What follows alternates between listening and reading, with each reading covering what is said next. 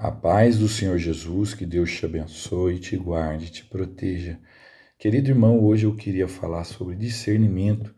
É necessário que o povo de Deus saiba discernir os espíritos e ver o que procede de Deus, o que não procede de Deus. Amém? Vamos ler a primeira carta de João, capítulo 4, o versículo 1. Diz assim, primeira carta de João, capítulo 4, versículo 1. Amados, não creiam em qualquer espírito, mas examinem os espíritos para ver se eles procedem de Deus, porque muitos falsos profetas têm surgido pelo mundo. Amém. O apóstolo João aqui ele vai começar a falar do espírito do anticristo que já está no mundo. Nós sabemos que nós vivemos na última etapa da história da humanidade. O escritor aos Hebreus diz o seguinte, olha, tendo Deus falado aos pais pelos profetas no passado, nestes últimos dias nos falou pelo teu Filho Jesus Cristo.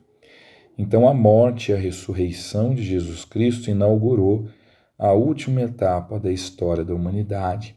O Senhor Jesus, no seu sermão profético, ele deixou muito claro que esse período seria marcado, período entre a sua exaltação, a sua ascensão aos céus, até a sua segunda vinda, seria marcado por terremoto, por fome e por falsos profetas.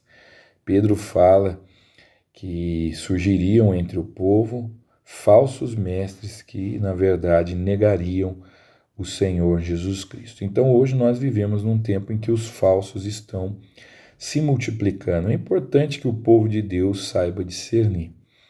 Lá no Antigo Testamento, Deus deu alguns critérios para você saber quando alguém fala da parte de Deus e quando alguém não fala da parte de Deus.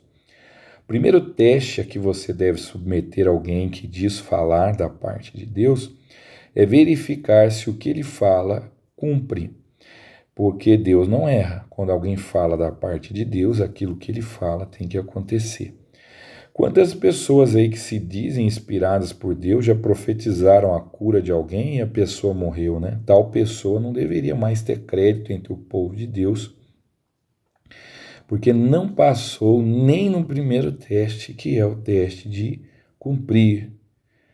Eu me lembro, há um tempo atrás, quem não se lembra, foi divulgada uma tal profecia, parece que veio lá dos Estados Unidos essa profecia, dizendo que viriam 3 dias de trevas e que era para as pessoas se trancar em casa, comprar alimento, não sair fora da sua casa, que as pessoas iam te chamar para fora da sua casa e não era para sair. Quantas pessoas do povo de Deus acreditaram nisso, divulgaram isso e não se cumpriu, né? Não era da parte de Deus. Nós temos que tomar cuidado, irmão, porque às vezes acabamos sendo usados pelo inimigo. A palavra de Deus é verdadeira, né? Mas aquilo que não é de Deus não é verdadeiro. Pedro fala na sua epístola que muitos vão desacreditar da vinda do Senhor e vão dizer assim, quanto tempo que a gente escuta falar da vinda do Senhor, né? O próprio Pedro nos dá a resposta. Por que a vinda do Senhor demora? Porque Deus é misericordioso e quer que todos os homens cheguem ao conhecimento da verdade. Deus quer que as pessoas se arrependam. Mas a vinda do Senhor vai acontecer. Vai ser um dia de juízo. Então, quando você fica divulgando falsas profecias, né? Levando para frente essas profecias mentirosas, você faz com que as pessoas desacreditem das profecias verdadeiras que estão na Bíblia. A Bíblia diz, né, que há de vir uma grande tribulação, né, há de vir guerra, fome, e há de se manifestar o anticristo. Mas também o Senhor disse, né, que ninguém sabe o dia nem a hora que isso vai acontecer. Então, quando você fica divulgando isso, você acaba levando ao descrédito das profecias verdadeiras. Imagine que você está com uma nota de R$100 dentro do seu bolso e você escuta uma notícia de que existem muitas notas falsas no mercado. Aquela no seu bolso que é verdadeira já começa a entrar em questão se ela é verdadeira mesmo. Então, isso é que o inimigo tem feito. Ele tem multiplicado as falsas profecias para que as pessoas desacreditem das verdadeiras que estão na Bíblia. Então tome cuidado com isso. Mas o nosso Senhor Jesus, ele também ensinou que ninguém sabe o dia nem a hora da sua vinda. Então você deve usar a Bíblia para conferir se uma profecia é de Deus. O segundo critério para um profeta é o seguinte: ele falou, cumpriu, passou no primeiro teste, mas o segundo teste, ele manda adorar outros deuses, ele chama o povo de Deus para outra adoração que não seja adorar ao Deus verdadeiro. Se ele faz isso, ele deve ser desacreditado. Então, o nosso Senhor Jesus, ele também ensinou que ninguém sabe o dia nem a hora da sua vinda. Uma vez eu entrei na sala de aula e tinha uns alunos lendo uma profecia, né? Era até de origem católica, mas no meio evangélico também tem essas profecias que marcam a vinda de Cristo. E o texto marcava uma data para a vinda de Jesus, né? E eu disse para eles, olha, essa profecia não é verdadeira, ela é mentirosa, porque Jesus disse que ninguém sabe o dia nem a hora que Jesus vai vir.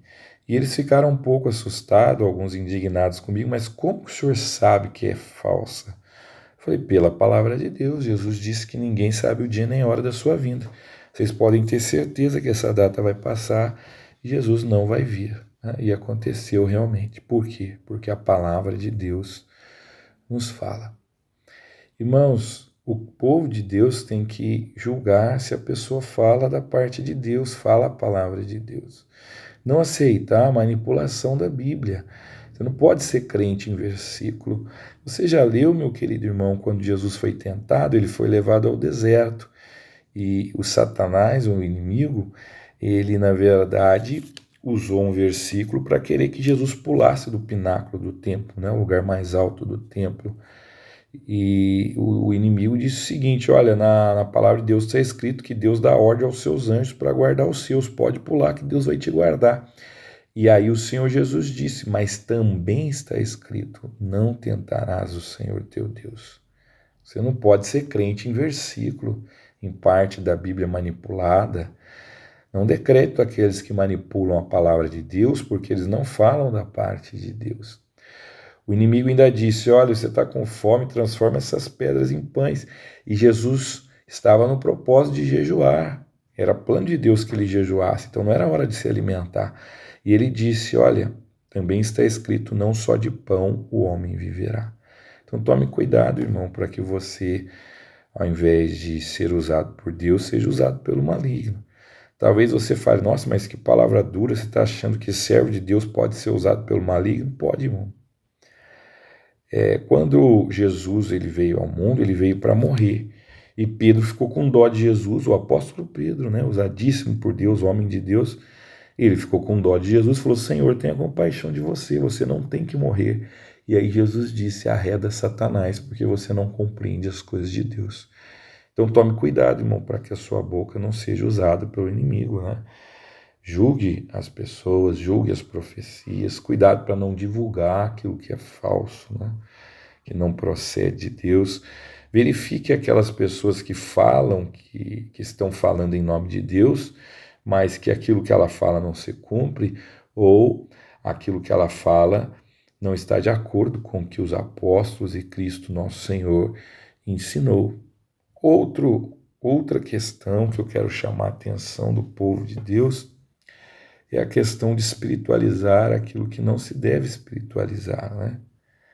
Nem toda enfermidade é provocada por um espírito imundo. Nem toda enfermidade é resultado de um pecado direto. Eu mostro para você na Bíblia. Uma vez o Senhor Jesus e seus discípulos se depararam com um homem cego e os discípulos perguntaram, quem pecou, ele ou seus pais? E Jesus disse, nem ele nem os pais pecaram, essa doença é para que se manifeste a glória de Deus. Então tome cuidado para você não aumentar o sofrimento de um irmão que está passando uma prova, para você não fazer igual os amigos de Jó.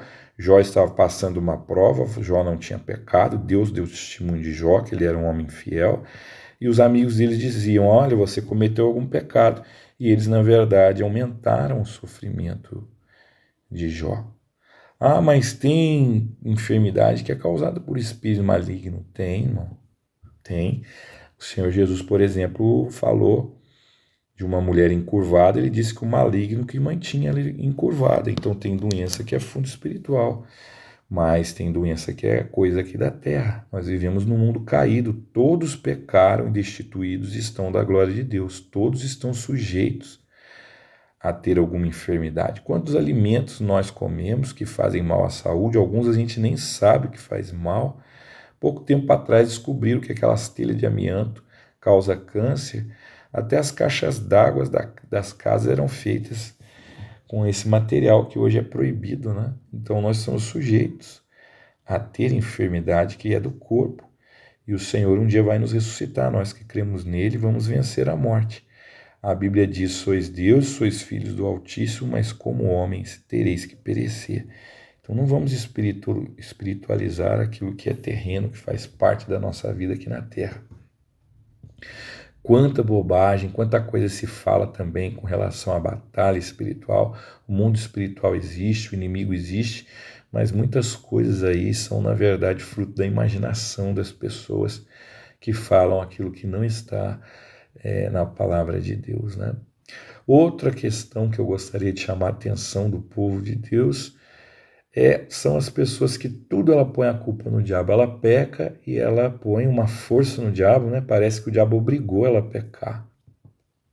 Irmãos, a Bíblia diz assim: sujeitai-vos a Deus, resistir o diabo e ele fugirá de vós. Deus te deu força para resistir o diabo, para vencer o maligno. Já viu quando o Tiago vai falar dos nossos pecados? Ele nem cita o diabo. Ele diz assim: nós somos seduzidos pelas nossas concupiscências, pelos nossos desejos, né? E quando esses desejos se tornam concupiscência, ou seja, ficam desordenados, eles geram o pecado, e o pecado gera a morte. Então você tem condição de vencer o inimigo se você viver no Espírito. Se você buscar a Deus, você vence o inimigo. Então o responsável pelo seu pecado é você mesmo, não o diabo, né? Mas é você que deu lugar ao inimigo, que aceitou a tentação, que não buscou as armas da fé, que não cuidou da sua vida espiritual. Amém? Então é necessário discernimento. O povo de Deus não pode ser refém dos falsos. Deus nos deu discernimento, sabedoria, para discernir quando alguém fala da parte de Deus e quando alguém não fala. Amém? Vamos fazer uma oração, vamos pedir a Deus que continue nos dando discernimento. Senhor Deus, te agradecemos porque tem nos ensinado a ter discernimento, que cada irmão saiba discernir o que provém de ti e o que não provém de ti. É o que eu te peço, meu Pai, em nome do Senhor Jesus. Amém. Que Deus te abençoe, te guarde, te proteja. Até o nosso próximo encontro.